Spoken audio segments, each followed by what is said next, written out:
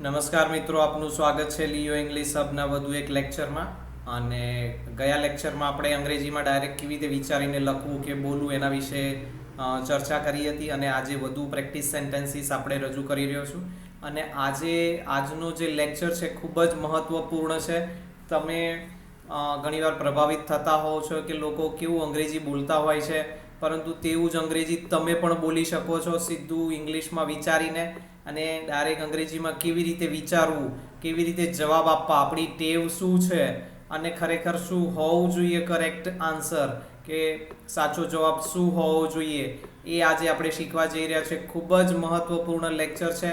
અમારી ચેનલને સબસ્ક્રાઈબ કરી દેજો અને ક્યાંય પણ વિડીયો સ્કીપ ના કરતા. આજના વિડીયોમાં ખૂબ જ મહત્ત્વપૂર્ણ માહિતી તમને મળવાની છે. તમારું જીવન બદલાઈ જવાનું છે મિત્રો. તમારું કોમ્યુનિકેશન ધરમૂળથી બદલાઈ જવાનું છે, એકદમ સરસ થઈ જવાનું છે. તો આવો આગળ વધીએ.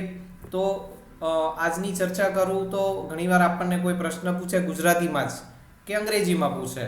આપણને કોઈ પૂછે કે વેર ડુ યુ લીવ, એટલે તમે ક્યાં રહો છો, રાઈટ?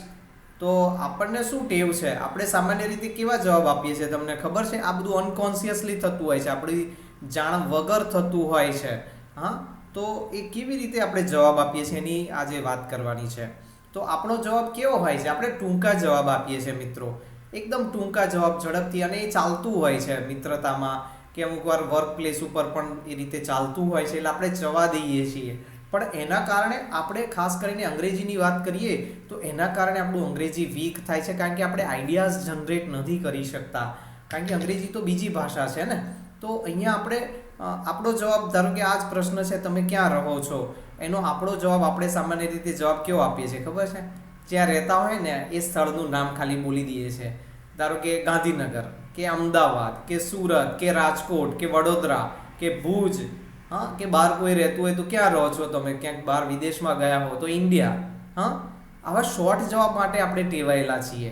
પરંતુ ખરેખર ગુજરાતીમાં કેવો જવાબ હોવો જોઈએ, અથવા તો અંગ્રેજીમાં તો એટલીસ્ટ આપણે કેવો જવાબ આપણે આપી શકીએ? તો અહીંયા ઇંગ્લિશમાં પણ આપણે શોર્ટ જવાબ કદાચ બનાવીએ તો એક આખું સેન્ટેન્સ બનાવી દઈએ કે આઈ લીવ ઇન ગાંધીનગર, કે આઈ લીવ ઇન રાજકોટ, કે આઈ લીવ ઇન અમદાવાદ, કે આઈ લીવ ઇન સુરત, હા, કે આઈ લીવ ઇન ભરૂચ, કંઈ પણ, I live in Bhuj, I live in India. આવી રીતે શોર્ટમાં જવાબ આપણે આપીએ છીએ. લીવ એટલે રહેવું મિત્રો, અને ક્યાં રહો છો એ સિમ્પલ પ્રેઝન્ટ ટેન્સ છે, એટલે એનો જવાબ પણ સિમ્પલ પ્રેઝન્ટ ટેન્સમાં, સબ્જેક્ટ પછી તરત verb, I live in Gandhinagar. પરંતુ હવે જે તમે માહિતી મેળવવા જઈ રહ્યા છો મિત્રો, એ ખૂબ જ મહત્ત્વની સાબિત થવાની છે. તમારું વિઝડમ, એકદમ માઇન્ડ તમારું ઓપન થઈ જવાનું છે, એકદમ ક્લિયર આઈડિયા થઈ જવાનું છે કે હવે આપણે શું કરવાનું છે, કેવી રીતે જવાબ લખવાના છે. અત્યાર સુધી આપણી ટેવ કેવી હતી અને હવે આપણે કેવી ટેવ પાડવાની છે, કેવી આપણે ભૂલ સુધારવાની છે, એની આપણે વાત કરીએ. તો કરેક્ટ આન્સર વિશે આજે આપણે ચર્ચા કરીશું કે આ જ પ્રશ્ન, તમે ક્યાં રહો છો, વેર ડુ યુ લીવ, અને આપણે શોર્ટમાં જવાબ આપીએ કે આઈ લીવ ઇન ગાંધીનગર, કે ગુજરાતીમાં તો એક જ શબ્દ ગાંધીનગર, કે રાજકોટ રહીએ છીએ, હા, રાજકોટથી છું હું, કે સુરતથી છું, એવા જવાબ આપણે, વડોદરાથી છું, એવા જવાબ આપણે આપી બેસીએ છીએ. પરંતુ ઇંગ્લિશમાં વિસ્તારથી જવાબ આપવો પડે.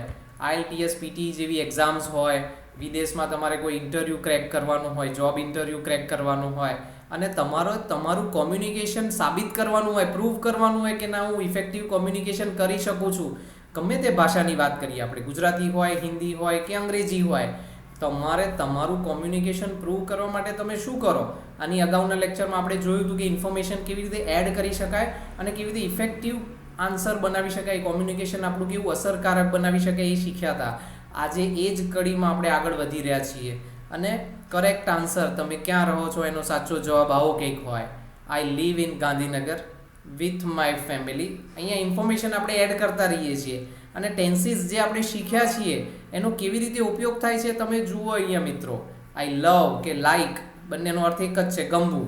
આઈ લવ ટુ લીવ ધેર એટલે ગાંધીનગરની વાત છે, કે રાજકોટની વાત છે, કે અમદાવાદની વાત છે, કે સુરતની વાત છે. તો I love to live there because the government has planned it વેલ.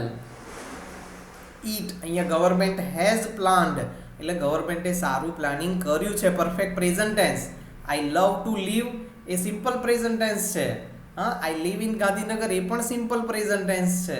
પણ પછી ગમે તે ટેન્સ વચ્ચે આવી શકે છે, અને એટલા માટે આપણે ટેન્સીસ અલગ અલગ શીખ્યા છીએ, અને હજી તો શીખવાના છે. આપણે પેસિવ શીખવાના છે, ન્યુટ્રલ શીખવાના છે, બીજા બધા સેન્ટેન્સ સ્ટ્રક્ચર્સ, મોડલ ઓક્ઝિલરીઝ ને એવું બધું શીખવાનું છે આપણે. તો અમારી ચેનલ ઉપર બન્યા રહેજો, સબસ્ક્રાઇબ કરી દેજો, જેથી કોઈ ઇમ્પોર્ટન્ટ લેક્ચર તમે મિસ ના કરો મિત્રો. અને તમારા સંબંધીઓને, તમારા મિત્રોને પણ શેર કરજો, જેથી કરીને તેઓ પણ આ તક ચૂકે નહીં. ખૂબ જ મહત્વની વસ્તુ છે અહીંયા. અને દરેક વસ્તુ હું સમજાવીશ તમને. ના ખબર પડે, ક્યાંક તમે અટકી જાઓ, સમસ્યા હોય તો તમે મને કમેન્ટ સેક્શનમાં લખજો. હું જેટલું બને એટલું જલ્દી તમને જવાબ આપીશ. તો આગળ વધીએ આપણા જવાબમાં. કરેક્ટ આન્સર આવો કંઈક હોઈ શકે. The government has planned it well. It અહીંયા ગાંધીનગર સિટીની વાત કરી છે, એના માટે ઈટનો ઉપયોગ કર્યો છે. તો the government has planned it well with lots of trees.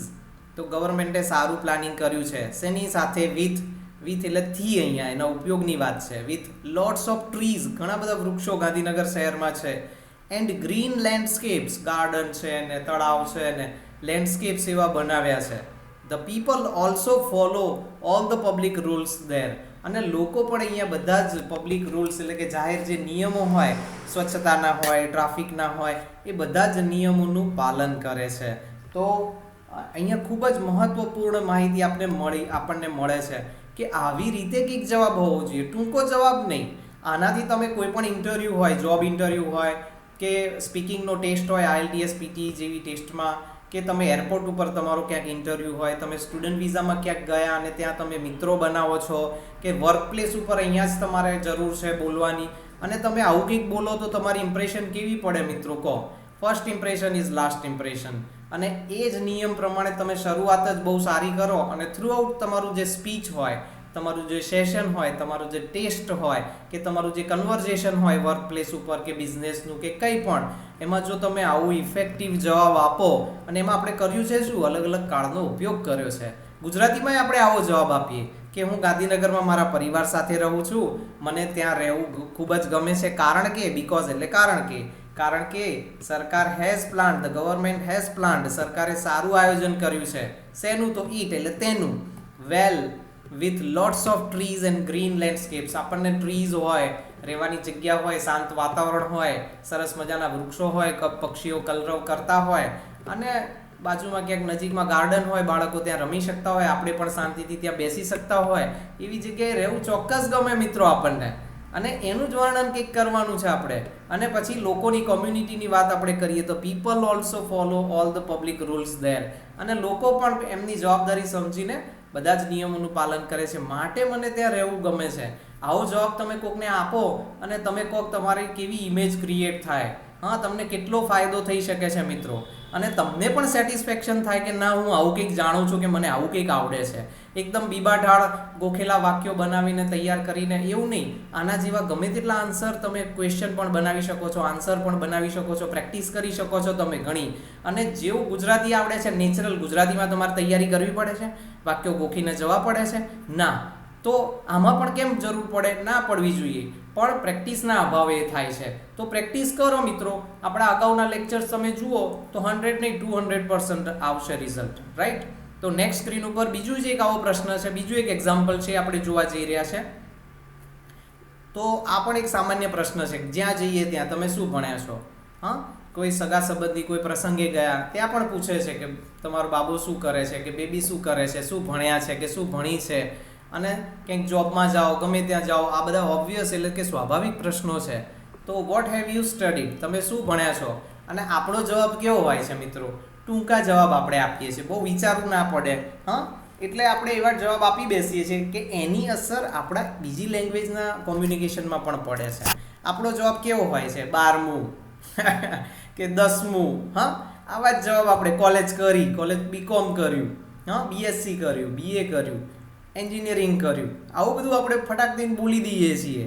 પરંતુ એવું નહીં મિત્રો, ખરેખર. અને કદાચ ઇંગ્લિશમાં તમે બોલો તો એકાદું વાક્ય નાનકડું બનાવો.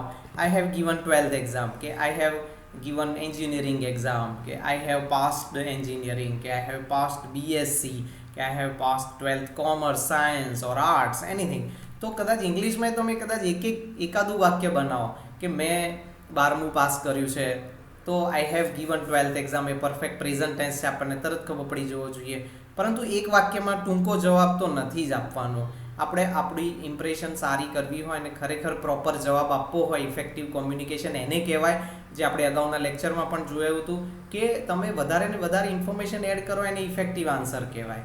હા, ટૂંકો જવાબ આપો એટલે પેલા ભાઈને એમ લાગે કે આ બહુ ઇન્ટરેસ્ટેડ નથી મારી સાથે વાત કરવામાં, પણ આપણને તો ટેવ પડી હોય એટલે આપણે ટૂંકા જવાબ જ આપીને બેસી જઈએ. તો આનો ખરેખર સાચો જવાબ કેવો હોઈ શકે, કરેક્ટ આન્સર? તો એ આપણે સ્ક્રીન ઉપર જોઈએ. I have given 12th exam from Gujarat board last month. I am enjoying my vacation at the moment. The board will announce the results in May 2025. I expect to get good percentile rank. Right? તો આવો કંઈક જવાબ હોઈ શકે. પહેલું વાક્ય પ્રશ્ન perfect present ટેન્સમાં છે એટલે કરેક્ટ આન્સરનો પહેલો જે સેન્ટેન્સ છે એ પણ પરફેક્ટ પ્રેઝન્ટ ટેન્સમાં છે. I have given 12th exam from Gujarat board last month. તો ગયા મહિને મેં ગુજરાત બોર્ડથી 12માની પરીક્ષા આપી છે, પૂર્ણ ક્રિયા છે આપી છે. આઈ એમ એન્જોઈંગ, હું અત્યારે માણી રહ્યો છું વેકેશન, એ કન્ટિન્યુઅસ પ્રેઝન્ટ ટેન્સ છે. I am enjoying my vacation at the moment. At the moment એટલે હાલમાં, એટ પ્રેઝન્ટ એ લખી શકો છો, બોલી શકો છો. The board will announce the result, અહીંયા simple future tense.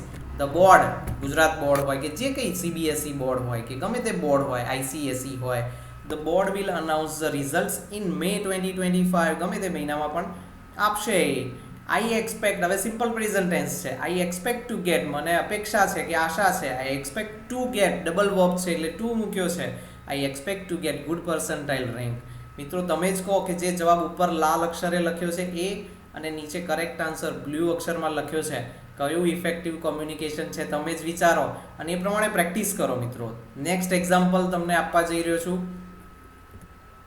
Who is the PM of your country? તમારા દેશના પ્રધાનમંત્રી કોણ છે? આવો પ્રશ્ન કોઈક આપણને પૂછે, આપણે તો જવાબ આપી દઈએ નરેન્દ્ર મોદી કે મોદી સાહેબ. હા, બહુ શોર્ટ જવાબ, બહુ ટૂંકમાં જવાબ આપણે આપી દઈએ, પરંતુ ખરેખર જવાબ કેવો હોવો જોઈએ? તો જે અગાઉના બે આપણે આન્સર્સ જોયા, જવાબ જોયા, એવો જ કંઈક જવાબ હવે રજૂ થઈ રહ્યો છે. Our prime minister is Shri Narendra Modiji. He won, અહીંયા સિમ્પલ પાસ્ટ ટેન્સ છે. ઐતિહાસિક ઘટનાઓ પણ સિમ્પલ પાસ્ટ ટેન્સમાં આવે અને એટલે સબ્જેક્ટ હી પછી વોન, વિનનું વર્બ ટુ એટલે કે ભૂતકાળનું રૂપ વોન થાય. તો he won the election, the national elections, first time, પહેલી વાર નેશનલ ઇલેક્શન. પેલા જે ઇલેક્શન જીત્યા હતા એની પહેલાં એ સ્ટેટ લેવલના ઇલેક્શન્સ જીત્યા હતા, મુખ્યમંત્રીના ઇલેક્શન્સ જીત્યા હતા. પણ જે નેશનલ લેવલના, રાષ્ટ્રીય કક્ષાએ ઇલેક્શન એટલે કે જે પાર્લામેન્ટમાં જવાનું હોય આપણા દેશની, એનું તો પહેલી વાર મોદી સાહેબ ક્યારે જીત્યા? 2014માં. એન્ડ હી હેઝ બીન, હવે 10મો ટેન્સ છે, continuous perfect present tense. He has been leading, leading એટલે નેતૃત્વ કરવું. હા, વડાપ્રધાન એટલે નેતૃત્વ આપણું કરે છે. Leading our country since then, then એટલે ત્યારથી, સિન્સ ધેન એટલે ત્યારથી. તો એ 10મો ટેન્સ છે મિત્રો, સમજો તમે. He has taken many big steps, perfect present tense છે આ, પૂર્ણ વર્તમાન કાળ છે. He has taken many big steps to develop our nation, આપણા રાષ્ટ્રને ડેવલપ કરવા એટલે કે વિકાસ કરવા એમણે ઘણા પગલાં લીધા છે, મોટા પગલાં. અને બિગ સ્ટેપ્સ કયા લીધા છે આપણે ચર્ચા કરવી નથી, આપણને ખબર જ છે. તો આવો કંઈક જવાબ આપણે આપીએ કોઈ પણ પ્લેટફોર્મ ઉપર, તો કેવો ઇફેક્ટિવ જવાબ હોઈ શકે છે મિત્રો? તો આવા અનેક પ્રશ્નો, એના જવાબ આપણે નોર્મલી શું જવાબ આપીએ છીએ, સાચો જવાબ શું હોઈ શકે, અલગ અલગ ટેન્સનો ઉપયોગ કરી જે અત્યાર સુધી આપણે શીખ્યા જ છીએ આપણી ચેનલ ઉપર. તમે સ્કીપ કર્યા હોય કે મિસ કર્યા હોય તો તમે રિવાઇઝ કરી શકો છો, લેક્ચર્સ ફરીથી જોઈ શકો છો, નોટ્સ બનાવી શકો છો. અને આવી પ્રેક્ટિસ મિત્રો કરો. આ બહુ જ સહેલું છે. પ્રેક્ટિસ કર્યા પછી તો ઓર સહેલું લાગશે, બહુ જ સરળ લાગશે. તમને એમ થશે કે આ પહેલાં અમે કેમ ના શીખ્યા કે કેમ ના શીખવા મળ્યું અમને. તો આ વસ્તુ તમારું જીવન બદલી નાખવાનું છે મિત્રો. તો આશા રાખું છું કે આજનો લેક્ચર આપને ખૂબ જ ગમ્યો હશે. અમારા લેક્ચરને લાઇક કરવાનું ના ભૂલતા. અમારી ચેનલ સબસ્ક્રાઈબ કરીને તમારા મિત્રો અને પરિવારને શેર કરજો. એમને પણ મોકો મળવો જોઈએ કે તે લોકો પણ સારુંમાં સારું અંગ્રેજી શીખી શકે. તો આવનારા લેક્ચરમાં ફરીથી આવી મહત્વપૂર્ણ માહિતી સાથે આપણે હાજર થઈશું, મળીશું, ચર્ચા કરીશું. ત્યાં સુધી થેન્ક યુ વેરી મચ. આપનો ખૂબ ખૂબ ધન્યવાદ.